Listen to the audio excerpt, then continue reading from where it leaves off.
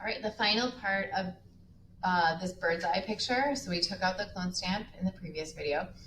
Now I'm going to show you how you can change certain colors in the picture, and then we'll do our final edits on this.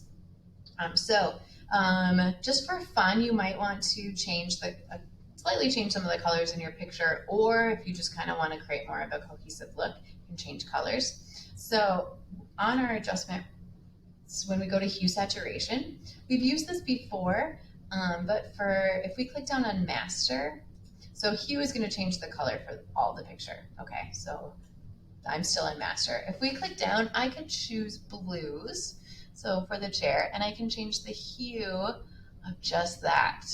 Okay, look at that, pretty cool. It does change the hue for everything else in my picture, okay, if it has a blue color to it. So that's when I could come to my mask, come to my paintbrush.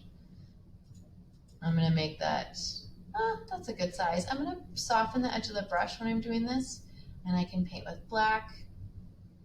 And then you can see when I come and paint with black, then it takes away that green in there. I think it totally, the green would work for this picture, but if you have a picture where the color change doesn't work, then you would want to do that.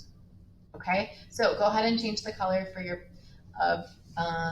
hue saturation, change the color for the chairs, and then I want you to do two last adjustments. I want you to do a levels, so really pop that white, add a little more contrast. I don't need to darken the darks too much, we'll just brighten the whites a little bit, and then always do color balance. Even if you think it's not going to do a lot, try it.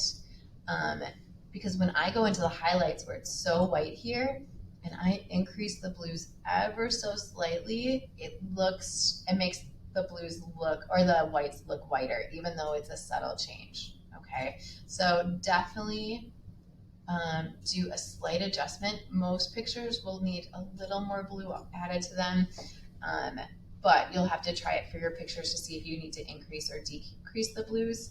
When I take the eye off, ooh, look at that. In my color balance, that's before color balance. That's after. It looks whiter. Subtle little change, but it definitely looks whiter. Okay, so color balance is going to be key for each of your photos.